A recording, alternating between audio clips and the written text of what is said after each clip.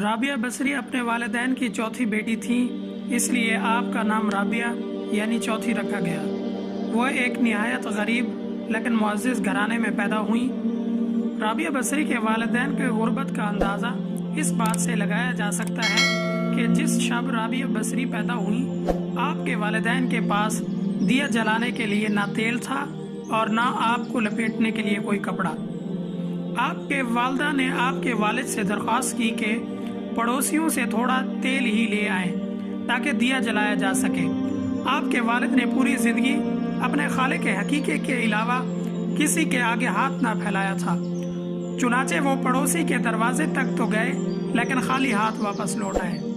رات کو رابعہ بصری کے والد کو خواب میں حضور پاک صلی اللہ علیہ وآلہ وسلم کی زیارت نصیب ہوئی اور آپ صلی اللہ علیہ وآلہ وسلم نے رابعہ کے والد کو بشارت دی کہ تمہاری نو مولود بیٹی خدا کی برگزیدہ بندی بنے گی اور مسلمانوں کو صحیح راہ پر لے کر آئے گی۔ تم امیر بصرہ کے پاس جاؤ، اسے ہمارا پیغام دو کہ تم ہر رات کو 100 مرتبہ اور جمعرات کو 400 مرتبہ درود کا نذرانہ بھیجتے ہو، لیکن پچھلی جمعرات کو تم نے نہ درود شریف پڑھا، لہٰذا اس کے کفارے کے طور پر 400 دینار بطور کفارہ یہ پیغام پہنچانے والے کو دے دو۔ رابعہ بصری کے والد اٹھے اور امیر بصرہ کے پاس پہنچے۔ اسی دوران آپ کی آنکھوں سے آنسو جاری تھے۔ جب امیر بصرہ کو رابعہ بصری کے والد کے ذریعے حضور صلی اللہ علیہ وسلم کا یہ پیغام ملا تو وہ یہ جان کر انتہائی خوش ہوا کہ وہ نبی آخر الزمان صلی اللہ علیہ وآلہ وسلم کی نظروں میں ہے۔ اس نے شکرانے کے طور پر فوراً 1000 دینار غرباء میں تقسیم کرائے اور 400 دینار رابعہ بصری کے والد کو ادا کیے اور ان سے درخواست کی کہ جب بھی آپ کو کسی چیز کی ضرورت ہو بلا جھجک تشریف لائیں۔ کچھ عرصے بعد رابعہ بصری کے والد انتقال کر گئے۔ اسی اثنا میں بصرہ کو سخت قحط نے اپنی لپیٹ میں لے لیا۔ قحط کے دوران آپ رابعہ بصری کی اپنی بہنوں سے بچھڑ گئی۔ رابعہ بصری ایک قافلے میں جا رہی تھی کہ قافلے کو ڈاکوؤں نے لوٹ لیا اور ڈاکوؤں کے سرغنہ نے رابعہ بصری کو اپنی تحویل میں لے لیا۔ آپ کو لوٹ کے مال کے طرح بازار میں لونڈی بنا کر بیچ دیا۔ آپ کا آقا آپ سے انتہائی سخت و مشقت کام لیتا تھا۔ اس کے باوجود آپ دن بھر کام کرتی اور رات بھر عبادت کرتی اور دن میں بھی زیادہ تر روزے رکھتی۔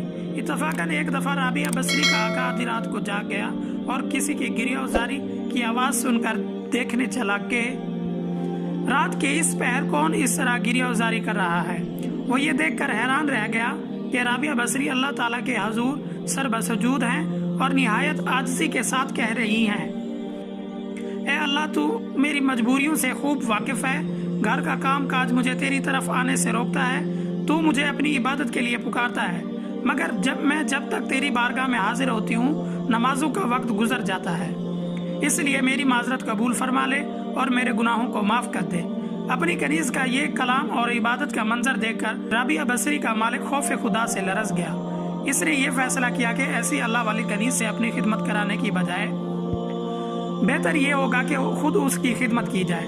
صبح ہوتے ہی وہ آپ کی خدمت میں حاضر ہوا اور اپنے فیصلے سے آپ کو آگاہ کیا۔ اس نے کہا کہ آج سے آپ میری طرف سے آزاد ہیں، اگر آپ اسی گھر میں قیام کریں تو میری خوش نصیبی ہوگی، وگرنہ آپ اپنی مرضی کی مالک ہیں۔ تاہم اگر آپ یہاں سے کوچ کر جانے کا فیصلہ کرتی ہیں تو میری بس ایک ہی درخواست ہے کہ میری طرف سے کی جانے والی تمام زیادتیوں کو اس ذات کے صدقے معاف کر دیں جس کی آپ راتوں کو جاگ جاگ کر عبادت کرتی ہیں۔ آپ کی ابتدائی زندگی کی زیادہ تر تفصیلات شیخ فرید الدین عطار نے بیان کی ہیں۔